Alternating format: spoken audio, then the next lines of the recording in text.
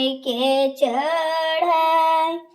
कहो छठी मई के चढ़ाई। छठी मैया हँसेली ठाठाई के बालक हुए हमार। बालक हुए हमार। सुथनी मांगवलो शहर से बालक दिहले जूठार। बालक दिहले जूठार। अबरोएली बालक के मामी। कहो छठी मई के चढ़ाई। कहो छठी मई के चढ़ाई।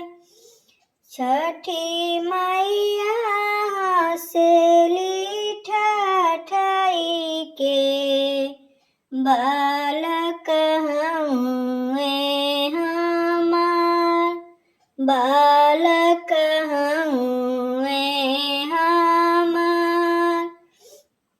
ठेकुआ मांगवलो शहर से बालक दिहले जूठार।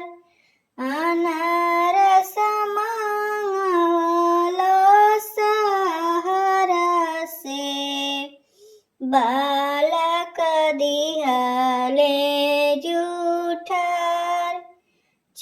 अबरोएली बालक के मामी।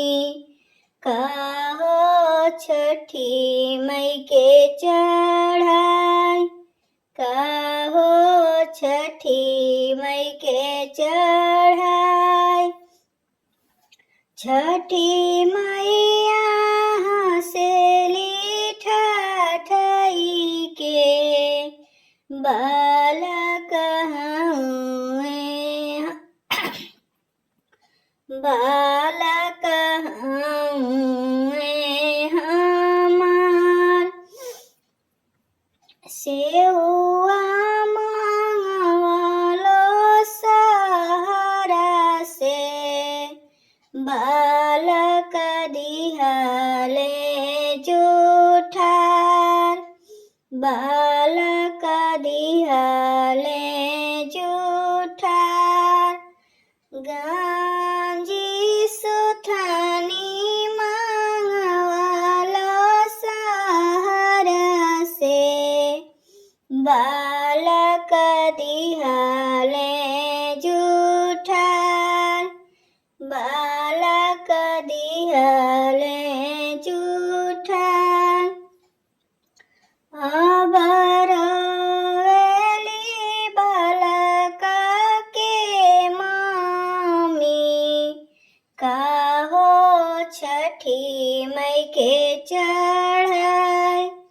कहो छठी मई के चढ़ाई। छठी मैया हँसेली ठाठाई के बालक हुए हमार। बालक हुए हमार। शरीफा मांगवलो शहर से बालक दिहले जूठार। बालक दिहले जूठार। अबरोएली बालक के मामी। कहो छठी मई के चढ़ाई। कहो छठी मई के चढ़ाई। छठी मैया